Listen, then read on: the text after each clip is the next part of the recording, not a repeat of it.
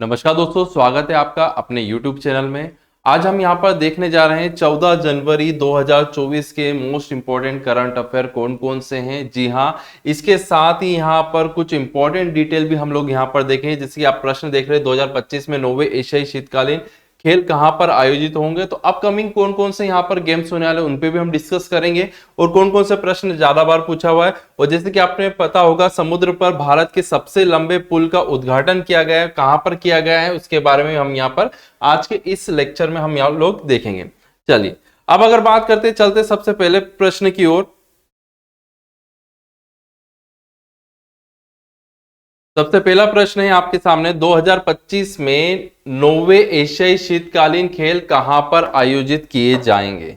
जी हां, where will the 9th Asian winter game be held in 2025। तो ये game जो होंगे कहां पर होंगे, चाइना में होंगे। जी हां, कहां पर होंगे, चाइना में होंगे। अब इसके बारे में हम थोड़ी डिटेल देखते हैं। यहां पर इंपॉर्टेंट चीजें देखिए।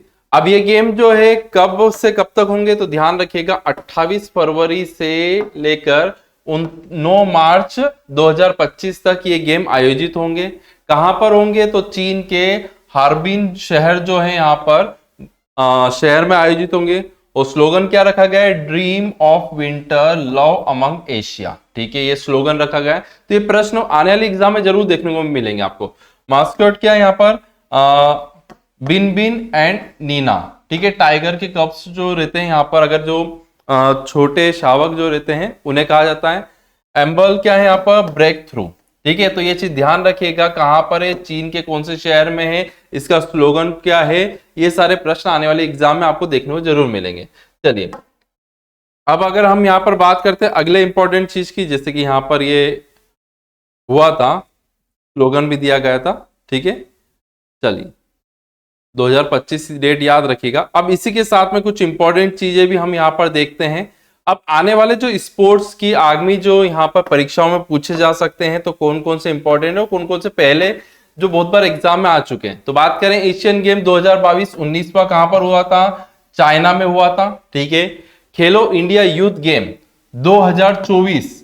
ठीक है, कौन सा संस्करण, छठा संस्करण कहां पर हुआ था, तमिलनाडु में हेल्ड हुआ था। ठीक है, नेशनल गेम बहुत बार पूछे जाते हैं, तो ध्यान रखें नेशनल गेम 2023 24। ठीक है, 23 वाला कहां हुआ था, 37वां हुआ था गोवा में। ठीक है, ध्यान रखिएगा। इसके पहले गुजरात में हुआ था। और नेशनल गेम 2024 वाला अगर बात करें 38वां कहां पर होगा, उत्तराखंड में होगा। तो ये चीज ध्यान रखना, गुजरात, गोवा और आपका उत्तराखंड 36, 37 एंड 38 ये गेम्स याद रखिएगा। यहाँ पर डायरेक्ट नाम से पूछा जाता, 36वां राष्ट्रीय खेल कहां पर आयोजित हुआ था, 37वां कहां पर होगा। ठीक है, तो इस टाइप से प्रश्न पूछे जाते हैं। इसी में हम यहाँ पर और कुछ चीजें बात कर रहे हैं, जैसे कि आगामी एग्जाम में पूछे जाने वाले प्रश्न हैं, खेलों से संबंधित प्रश्न तो हमेशा आते हैं। समर ओलंपिक 2024 कहां पर होगा, पेरिस में होगा। जी हाँ, पेरिस में होगा, ये चीज ध्यान रखिएगा। देन 2028 का समर ओलंपिक जो होगा कहां पर होगा, लॉस एंजल अमेरिका में होगा। उसके बाद बात कर रहे हैं एक इंपॉर्टेंट चीज की, जैसे कि आने वाले एग्जाम में एक साल तक तो एक आईसीसी वनडे वर्ल्ड कप के बारे में पूछा ही जाएगा। तो कहां पर हुआ था, 13वां संस्करण हुआ था। भारत में जीता कौन है, ऑस्ट्रेलिया जीती थी। ठीक है, सभी को पता है। चलिए आईसीसी मेंस T20 जो वर्ल्ड कप होने वाला है, ठीक है 2024 में फरवरी में। ठीक है, तो वेस्ट इंडीज और यूएसए में होगा। ठीक है, वेस्ट इंडीज और यूएसए में होगा।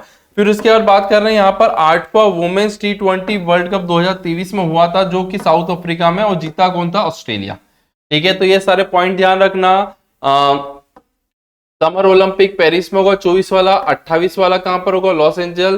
2023 में कौन जीता है यहाँ पर वर्ल्ड कप मेंस का, Australia team. ICC men's T20 world cup कहां पर होगा, 24 में, वेस्ट इंडीज और यूएसए अमेरिका में। और 8वां वुमेन्स T20 वर्ल्ड कप कौन जीता था, यहाँ पर अगर बात करें ऑस्ट्रेलिया और साउथ अफ्रीका में ये हुआ था। चलिए इसी के आगे हम यहाँ पर देखते हैं कुछ इंपॉर्टेंट थिंग्स। और यहाँ पर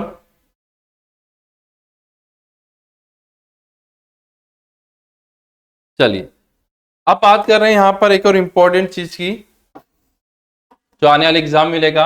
हाल ही में किसे उत्कृष्ट उपलब्धि श्रेणी में 2023 के लिए Indian of the year award से सम्मानित किया गया है। इंडियन ऑफ द अवार्ड के नाम से किसे सम्मानित करा गया है, तो ये सम्मानित करा गया है इसरो को।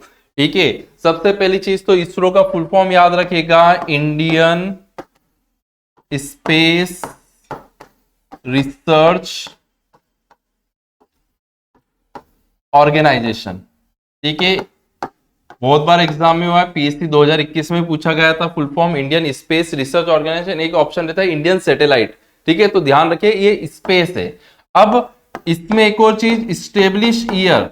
ठीक है, इसका स्थापना वर्ष क्या था, 15 अगस्त। ठीक है, 1969 को इसकी स्थापना हुई थी। ठीक है, ये ध्यान रखिएगा, 15 अगस्त 1969 को इसकी स्थापना हुई, इंडियन स्पेस रिसर्च ऑर्गेनाइजेशन। इसी के साथ में अगर यहाँ पर एक और पॉइंट में जोड़ूं, क्योंकि 15 अगस्त एक और डेट, एक और चीज मुझे याद आ रही है, भारत में इंटरनेट। जी हाँ, भारत में इंटरनेट की शुरुआत जो हुई थी वो 15 अगस्त को ही हुई थी, बट ईयर याद रखिएगा 1995। जी हाँ, ईयर याद रखिए, भारत में इंटरनेट की शुरुआत वैसे तो उसके पहले हो चुका था, पर ऑफिशियली जो सभी लोगों के लिए यहाँ पर ओपन हुआ था तो 15 अगस्त 1995। ठीक है, स्टेब्लिश ईयर इसरो का क्या है, 15 अगस्त 1969 है। और यहाँ पर इसरो के चेयरमैन कौन है वर्तमान में, एस सोमनाथ जो है यहाँ पर वर्तमान में इसके चेयरमैन है। ठीक है, दो पॉइंट और चीजें यहाँ पर याद रखिएगा। देखिए, इसरो के बारे में अगर यहाँ पर बात कर रहा हूं तो इसरो के अपकमिंग प्रोजेक्ट के बारे में, जैसे कि यहाँ पर घोषणा करेंगे 2035 में भारत का खुद का, ध्यान रखिएगा, भारत के खुद का यहाँ पर स्पेस स्टेशन होगा। स्पेस स्टेशन बनाने की पूरी योजना बना ली गई है। तो 2035 तक हमारा टारगेट होगा। जैसे कि आपको पता होगा, चंद्रयान 3 जो सक्सेसफुली लैंड हुआ यहाँ पर दक्षिणी ध्रुव पर, पहला देश बन चुका है। फिर उसके बाद आदित्य L1 6 जनवरी 2024 को पहुंच गया था। उसके बाद इतने सारे अचीवमेंट होने के बाद अगले नेक्स्ट टारगेट 2035 तक हमारा खुद का स्पेस स्टेशन होगा। और एक और चीज ध्यान रखिएगा, 2040 तक भारत जो है इंसान को, भारतीय को अगर बात करें तो मून पर भेजेगा। ठीक है, तो ध्यान रखिएगा, भारत के अपकमिंग प्रोजेक्ट में स्पेस स्टेशन जो बनेगा, ठीक है, बहुत ज्यादा फायदा रहेगा यहाँ पर। तो वो कब, 2035 तक। और इसरो जो है यहाँ पर अगर बात करें ह्यूमन बींग को चांद पर कब तक, 2040 तक भेजेगा। तो इसरो के बारे में ये पॉइंट ध्यान रखिएगा। फुल फॉर्म हो गया, स्टेब्लिश ईयर हो गया, भारत में इंटरनेट की शुरुआत भी याद रखिएगा 15 अगस्त 1995। चलिए, इसके बाद हम आगे देखते हैं यहाँ पर, जैसे कि आप देख रहे हैं यहाँ पर एस सोमनाथ जो है यहाँ पर अवार्ड दिया गया है। ठीक है, केंद्र मंत्री जितेंद्र सिंह ने इसरो को उत्कृष्ट इंडियन उपलब्धि श्रेष्ठ में 2023 के लिए यहाँ पर इंडियन ऑफ द ईयर का अवार्ड दिया गया है। ओके, चलिए इसके आगे हम यहाँ पर बात करते हैं। जी हाँ, जिन लोगों ने हमारे चैनल को सब्सक्राइब नहीं किया, चैनल को सब्सक्राइब करिए, और डिस्क्रिप्शन बॉक्स में यहाँ पर टेलीग्राम की लिंक है। ठीक है, तो वहां पर आपको अपडेटेड मिलती जाएगी। ठीक है, चलिए आगे बात करते हैं हम यहाँ पर। हाल ही में जारी CREA की रिपोर्ट के अनुसार भारत का सबसे प्रदूषित शहर कौन सा है। ठीक है, सबसे पोल्यूटेड, सबसे साफ तो आपको सभी को पता होगा, इंदौर और सूरत आया है। 1 लाख से ऊपर की आबादी के बारे में बात कर रहे हैं। ठीक है, तो सबसे प्रदूषित शहर के बारे में 8वें नंबर पर दिल्ली है, मगर यहाँ पर सबसे फर्स्ट नंबर पर यहाँ पर जो रखा गया ऑप्शन नंबर ए, बर्निहाट जो है यहाँ पर फर्स्ट पोजीशन पे सबसे प्रदूषित शहर के अंतर्गत। अब इसके बारे में चीजें और देख लेते हैं, आने वाले एग्जाम में यहाँ पर प्रश्न क्या क्या पूछ सकते हैं आपके इसमें। ठीक है, चलिए, ठीक है, CREA का फुल फॉर्म भी ध्यान रखिएगा, centre for research on energy and clean air. ठीक है, CREA। अब इसमें हम बात कर रहे हैं, देखिए यहाँ पर आप अगर बात करें टॉप की 3 जो कैटेगरी है, पोल्यूशन लेस देन 1 लाख। ठीक है, 1 लाख से कम जनसंख्या वाले सबसे साफ शहर के बारे में बात कर रहे हैं। स्वास जो है पुणे में है, महाराष्ट्र में, पटना, ठीक है, लोनावाला महाराष्ट्र में। ठीक है, तो ये चीज ध्यान रखना, पटन है, सॉरी, ये चीज ध्यान रखना, ऑप्शन नंबर सी, पटना तो ज्यादा पॉपुलेशन वाला है। ठीक है, फिर उसके बाद यहां पर ध्यान रखिएगा, Mau canteen of board in Madhya Pradesh was adjusted the cleanest canteen के अंतर्गत रखा गया। अब बात करें यहां पर बेस्ट परफॉर्मेंस की, यहां पर तो बेस्ट परफॉर्मेंस में यहां पर अगर बात कर रहे हैं तो कौन कौन से स्टेट आए। स्टेट फर्स्ट है महाराष्ट्र, सेकेंड नंबर पे है मध्य प्रदेश, और तीसरे नंबर पे छत्तीसगढ़। ओके, तो ये स्टेट के वाइज था, वो 1 लाख से कम जनसंख्या और ये स्टेट। और यहाँ पर अगर बात करें, यहाँ पर क्लीनेस्ट गंगा टाउन जो है वाराणसी फर्स्ट रैंक पे है और प्रयागराज सेकेंड नंबर पर है। और सबसे स्वच्छ शहर की अगर बात कर रहे हैं तो इंदौर और सूरत, ये 2 चीज ध्यान रखिएगा। और इंदौर कौन सी बार बना है? 7वीं बार बना है इंदौर फर्स्ट पोजीशन पे। चलिए आगे बात कर रहे हैं, यहाँ पर एक और इंपॉर्टेंट क्वेश्चन, किस टाइगर रिजर्व को भारत के पहले डार्क स्काई पार्क का खिताब दिया गया है? तो क्या होगा इसका करेक्ट आंसर? ठीक है, ध्यान रखिएगा, which tiger reserve has got the title of Indians first dark sky park? तो ये मिला है पेच टाइगर रिजर्व। ठीक है, तो कुछ हिस्सा इसका मध्य प्रदेश में भी आता है मगर मैक्सिमम हिस्सा जो है इसका महाराष्ट्र में आता है। ठीक है, ध्यान रखिएगा, महाराष्ट्र का पेच tiger reserve dark sky park के साथ भारत का पहला और एशिया का 5वां टाइगर रिजर्व बन गया। चलिए अब सबसे एक इंपॉर्टेंट क्वेश्चन के बारे में आप देख ही रहे हैं, यहां पर भारत का सबसे बड़ा ब्रिज, जी हां, जो कि कहां पर बना है?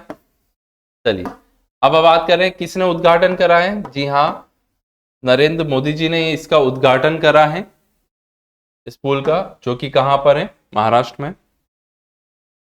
ठीक है, देखिए पॉइंट आप देख सकते हैं, पीएम मोदी ने मुंबई में समुद्र पर बनने वाला भारत के सबसे लंबे पुल के बारे में अगर बात करें तो इसका उद्घाटन करा है। तो ध्यान रखिएगा, अपडेटेड आ गई, यहाँ पर सबसे बड़े की आ गई, सबसे बड़े लंबे पुल का उद्घाटन करा गया है। मुंबई को नवी मुंबई से जोड़ने वाला इस पुल का नाम भारत के पूर्व प्रधानमंत्री स्वर्गीय अटल बिहारी वाजपेयी जी के नाम पर रखा गया है। पहली चीज ध्यान रखिए, भारत का सबसे लंबा पुल, जी हाँ, ठीक है, उसका नाम क्या रखा गया है? यहाँ पर अटल सेतु नाम रखा गया है। ठीक है, और अटल सेतु की कुल लंबाई जो है 21.8 किलोमीटर है। ठीक है, ध्यान रखिएगा, और कितने लाइन है? 6 लाइन है।